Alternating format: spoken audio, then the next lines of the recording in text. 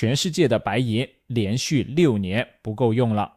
你没听错，6年，每一年人类消耗的白银都比挖出来的多，光是过去5年累计缺口就超过了8亿盎司。8亿盎司是什么概念？相当于全球所有银矿整整1年的产量。但疯狂的是，就在白银最缺货的时候，全世界最大的白银工业买家太阳能行业正在想办法少用白银，甚至不用白银。这件事如果成功了，可能会彻底改变白银市场的游戏规则。今天我要告诉你3件事。第一，白银到底被谁吃掉了？为什么挖矿的速度追不上？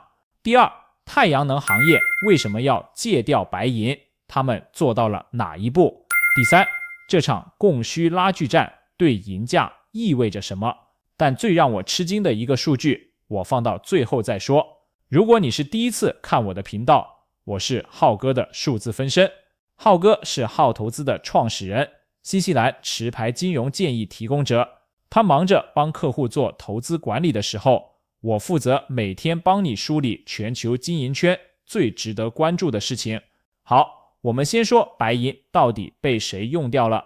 白银不像黄金，黄金 90% 以上的用途是投资和珠宝，就是放在那里不会消失。但白银不一样，白银有超过1半的需求来自工业，而且这个比例还在涨。根据白银协会的数据，2024年全球白银工业需求达到了创纪录的6亿8千万盎司，其中最大的一块就是太阳能。太阳能光伏行业现在占到整个白银工业需求的 29%，10 年前这个数字只有 11%， 涨了快2倍。为什么太阳能需要这么多白银？因为每一块太阳能板上面都有银浆，就是含银的导电材料。银的导电性在所有金属里排第一，没有替代品能完全匹敌。一块标准的太阳能板大概要用15到25克银，这还不是全部。你知道现在最新一代的太阳能电池技术叫什么吗？ POP Count。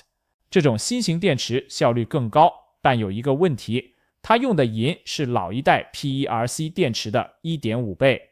还有一种更先进的叫 SHJ 抑制节电池，银的用量是老款的2倍。换句话说，太阳能技术越先进，用的银反而越多。但太阳能只是故事的一部分。白银的第二个大买家是电动车行业，一辆普通燃油车大概用15到28克银，但一辆电动车要用25到50克。随着全球电动车产量预计在2026年达到1400万到1500万辆，光汽车这一块就需要7000万到7500万盎司白银，再加上 AI 数据中心，对，你没听错，人工智能也在消耗白银。数据中心里的高性能半导体 GPU 服务器连接器全都需要白银的导电和散热性能。白银协会去年底发了一份报告，标题就叫下一代金属，专门讲白银在 AI、太阳能和电动车领域的战略角色。好，现在你知道需求这边有多猛了，那供给呢？全球银矿年产量大约8亿2千万盎司，这个数字过去几年基本没怎么涨。白银协会预计2026年矿产量会增长 1% 左右。为什么涨不动？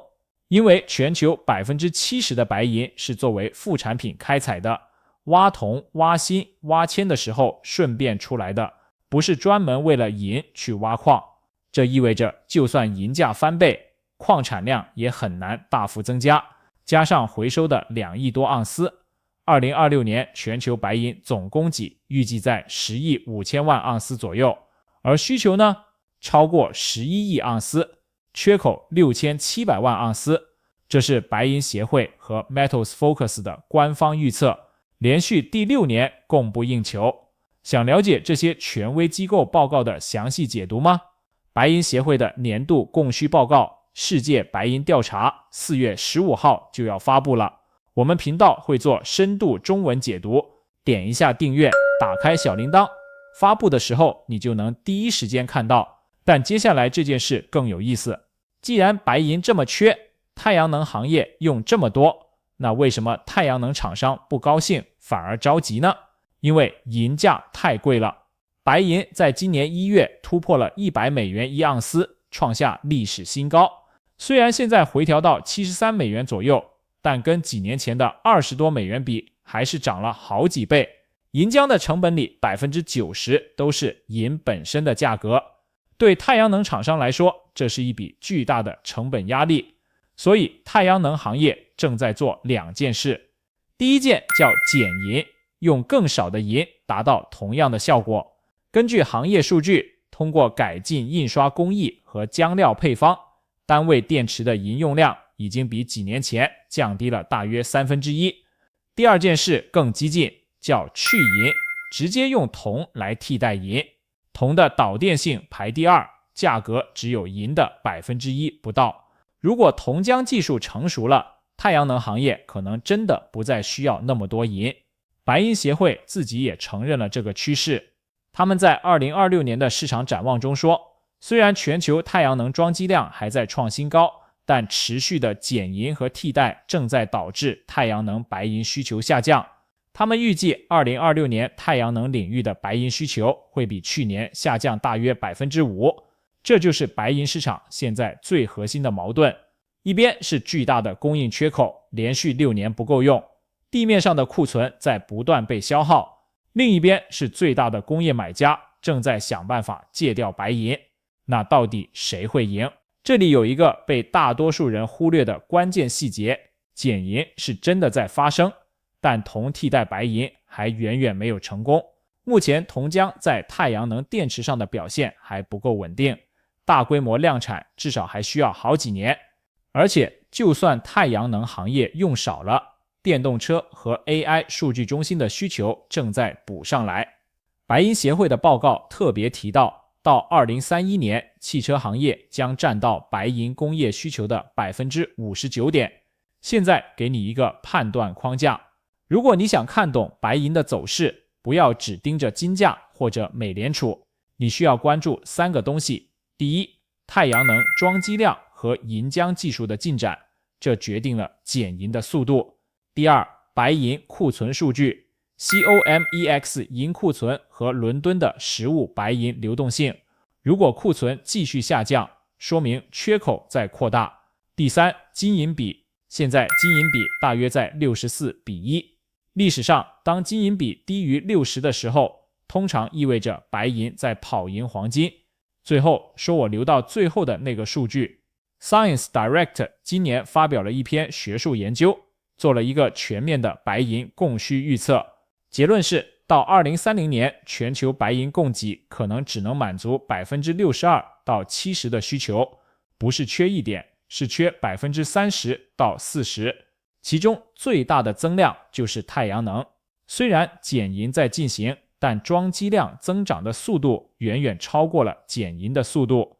把今天的信息串起来，白银正面临2股力量的拉锯。短期来看，太阳能行业的减银确实在发生，工业需求可能会小幅下降，但长期来看，供应缺口是结构性的，矿产量涨不动，电动车和 AI 的需求在加速，而太阳能装机的绝对增长仍然远超减银速度。这就像一辆车在加速，虽然有人在试图踩刹车，但车还在往前冲。如果你关注白银，不管你是看涨还是看跌，都需要理解这场供需博弈，因为它会直接影响未来几年银价的走向。白银协会的世界白银调查2026 4月15号发布，我们频道会第一时间做深度中文解读。想看懂全球白银供需的最权威数据，点一下订阅，不错过任何一期。今天的问题留给你，你觉得太阳能行业最终能戒掉白银吗？还是白银在新能源时代会变得越来越重要？